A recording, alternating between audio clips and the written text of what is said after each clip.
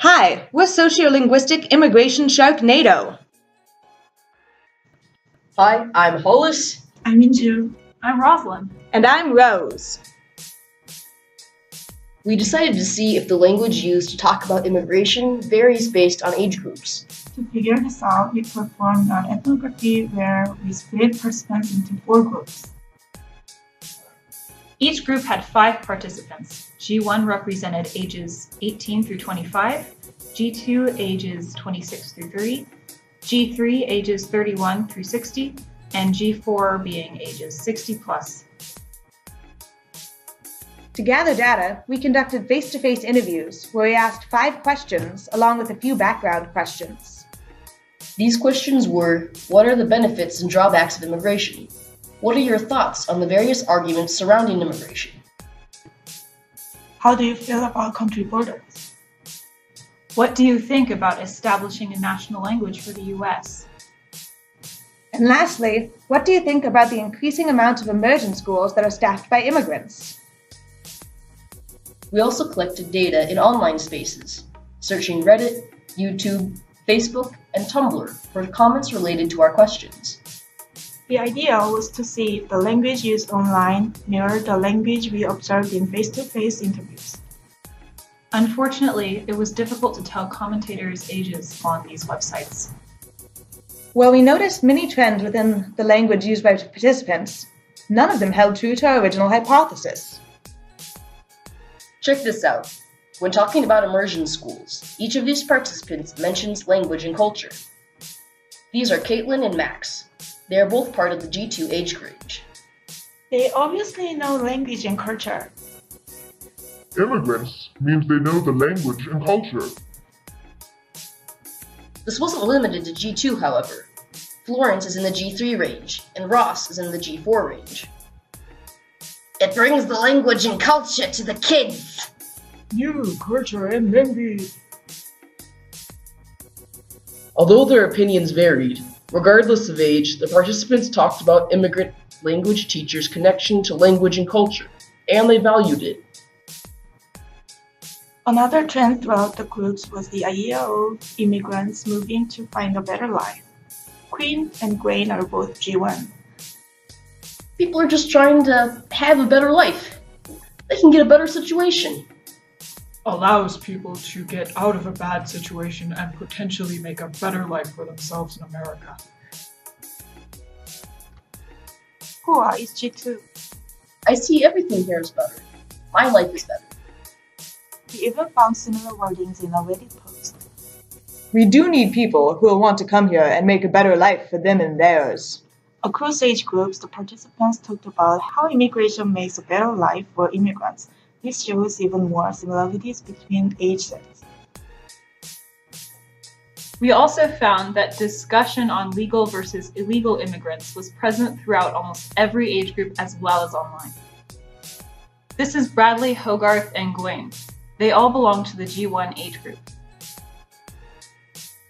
It's unfair illegal immigrants often get treated the same as legal immigrants. People should be able to come over, legally. But yeah, I still don't support illegal immigration. Bob and Constantine are G2 and G3 respectively. Illegal immigrants are bad, but sometimes they are blamed too much. Yeah, I'm totally for legal immigration, but not illegal. I have no problem with Mexicans coming into America, as long as they do it legally. As long as they're here legally. The debate got even more heated in online spaces. This is the language we observed on Reddit. Immigrants should not be allowed to just waltz in illegally and get benefits.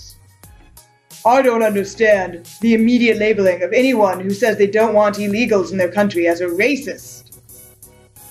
Some Facebook posts use capitalization and punctuation to make their language even stronger. You care so much about illegal immigrants. How about summer for legal citizens? Nothing wrong with legal immigration. All in all, we saw a running theme in the comments comparing legal and illegal immigration. They would often say illegal immigration is bad, or there is nothing wrong with immigration as long as it's legal. The similarities just keep rolling in. One similar structure I found in common is shown here in comments from Dock Worker, a G4, and Max, a G2. It's fear-mongering. The people against it are pushing fear. They are taking our jobs is fear-mongering. They're stealing our jobs is bullshit. It's fear-mongering. The presence of the phrase fear-mongering piqued my interest. Another trend that relates to the quotes seen in further comments regards to jobs and works. Gladwin is a G4 and Hogarth is a G1. I don't think immigrants should get welfare, they should work. If people come in without the proper steps and don't get jobs, it's a drain on society. Miss O and Florence are both G3, and they say, Good for immigrants to get jobs. If you're too lazy to do the paperwork, you're too lazy to do work in our country. Participants are using similar word structures to express dislike over groups they perceive as bad or wrong. Just as seen in other samples, these structures have transcended throughout the age groups. The original hypothesis for our ethnography was that there's going to be differences in language use in different age groups when talking about immigrants. After discussing what we found on social network sites and considering that the posters are anonymous and that people hide their age, we saw similarities in our findings that the posters talk about political issues about immigrants and if they are on the side of Republicans or Democrats. Also, they express their thoughts without filtering and just type whatever they want to people they don't know using even curse word.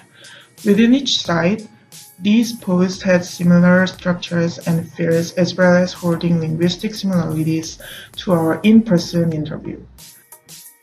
In addition, our in-person ethnography interview data doesn't show any age difference in talking about immigration. The linguistic features we have shown in examples are strong indicators of this. Phrases that crop up throughout age groups must hold some connection to one another, even if that connection falls outside of the realm of a subject's age. A trend we noticed to support social identity as a factor in this was the way participants from immigrant backgrounds discussed the benefits and drawbacks of immigration versus the way non-immigrants discussed the same topic. We observed that those from immigrant backgrounds would focus on the benefits for the immigrants themselves, while those not from that background would discuss how it affects the society as a whole. In their responses, similar phrases are used to address these two distinct sides of the same issue.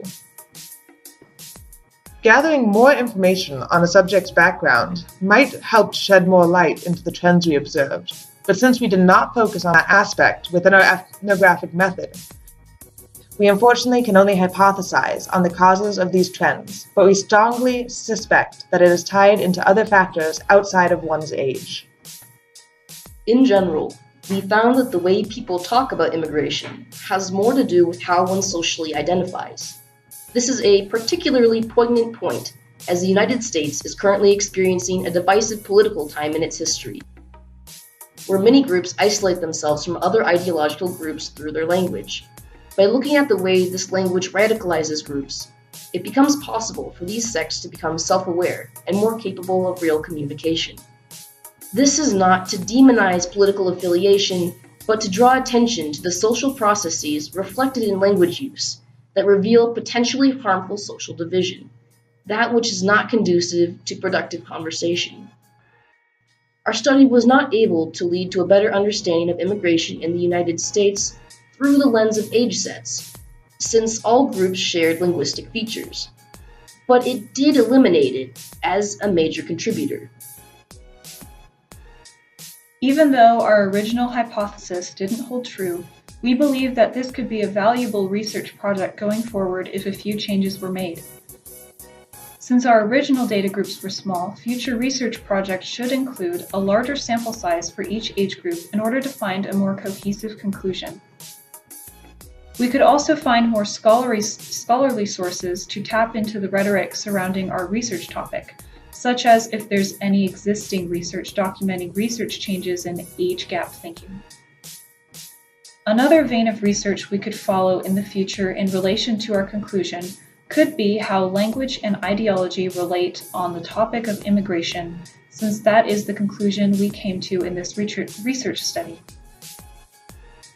This would be an interesting study to conduct, as we've already documented and concluded in our current research that there is a difference in how people in different ideological groups discuss controversial topics like immigration. Despite our hypothesis being disproven, we hope you find the ethnographic data that we've presented to be as interesting and compelling as we ourselves have found it to be through the course of this project. Thank you for your time, and never stop being curious.